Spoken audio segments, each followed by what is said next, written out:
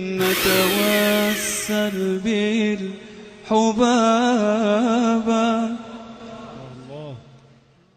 Rukun ini cuman ada dua perkara. Yang pertama adalah niat, dan yang kedua adalah meninggalkan perkara-perkara yang membatalkan puasa. Yang pertama masalah niat. Perlu sahabat ketahui bahwasanya niat ini tempatnya di dalam hati.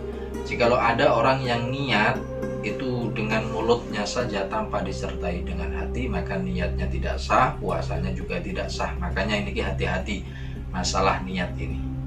Ada perbedaan antara niat puasa fardu dengan niat puasa sunnah. Ini perbedaannya.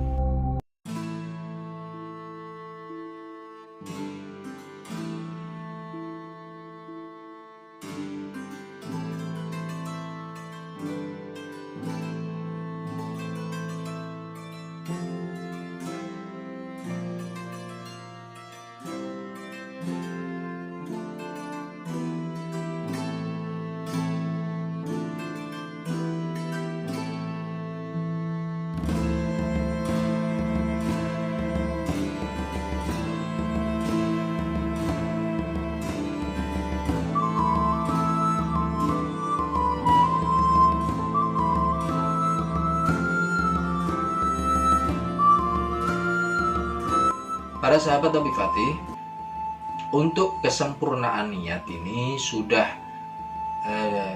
dijelaskan oleh para ulama dan juga dituliskan masalah lafadznya. Kita tinggal menghafalkan aja, yakni nawaitu shauma ghadin an adai fardhi syahri ramadhana li hadhihi sanati lillahi ta'ala. Nawaitu shauma ghadin an adai fardhi syahri ramadhana li hadhihi sanati lillahi ta'ala. Jadi kita mengucapkannya sambil menghadirkan di dalam hati kita. Jadi fungsinya kenapa kita mengucapkan itu, supaya bisa menolong hati kita konsentrasi dalam mengucapkan hal itu. Dan memang terkadang jikalau kita tidak melafatkannya, hati kita lalai, hati kita kemana-mana, sehingga kita tidak bisa niat dengan sempurna. Yang kedua, yakni meninggalkan perkara-perkara yang membatalkan puasa.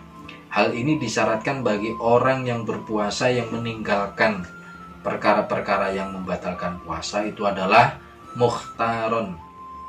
Jadi zakiron mukhtaron ghairo jahilin ma'dur. yakni orangnya itu ingat dalam meninggalkan perkara yang membatalkan puasa. Jikalau dia tidak ingat, maka puasanya tidak batal. Contoh, ada orang berpuasa, dia tidak ingat, dia lupa, benar-benar lupa. Akhirnya dia makan. Setelah dia makan kok ingat dia puasa, hari itu adalah bulan puasa. Maka puasanya kalau seperti itu tetap sah, dikarenakan dia tidak ingat kalau dia dalam keadaan puasa. Ini harus benar-benar tidak ingat. Kalau cuman pura-pura lupa, nah ini tetap batal puasanya. Harus benar-benar tidak ingat. Yang kedua adalah mukhtaron, harus kehendak sendiri untuk menjauhi perkara-perkara yang membatalkan puasa. Kalau dia tidak bisa menjauhinya karena terpaksa, maka hukumnya juga tidak batal. Contohnya, dia enak berpuasa lalu dipaksa orang jahat, perampok atau apa, disuruh makan dia. Ayo kamu kalau tidak makan saya bunuh. Misalnya, kamu kalau tidak makan saya bunuh, padahal dia berpuasa. Akhirnya karena takut dia dibunuh, dia makan. Maka puasanya tetap sah, dikarenakan dia tidak bisa meninggalkan perkara yang membatalkan puasa berupa makan tadi, karena dia dipaksa oleh orang jahat tadi. Fahim tuh? Dan lagi persyaratannya adalah ghairu jahilin ma'dur. Dia bukan berupa orang yang bodoh yang dimaafkan oleh syariat. Jadi dia meninggalkannya memang dia tahu.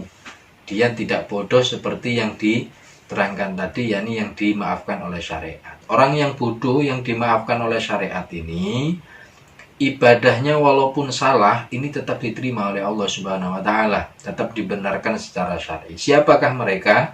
Mereka adalah ada dua macam orang bodoh yang dimaafkan oleh Allah, dimaafkan oleh syariat.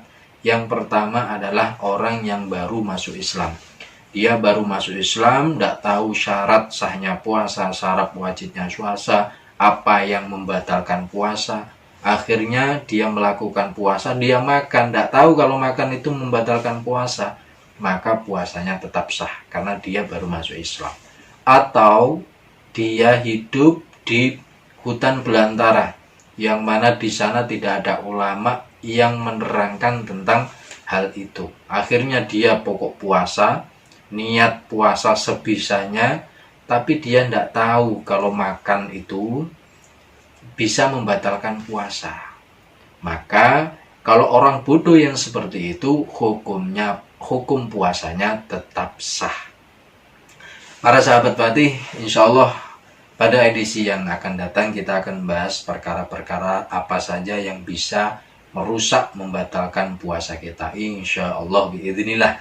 Semoga kita tetap di lindungan Allah Subhanahu wa taala, diselamatkan oleh Allah Subhanahu wa taala dari bala musibah ini, dan semoga kita mendapatkan ridho dari Allah Subhanahu wa taala, dan semoga apa yang kami sampaikan bermanfaat bagi para ikhwan sekalian. Amin amin ya rabbal alamin. Afa minkum semesta.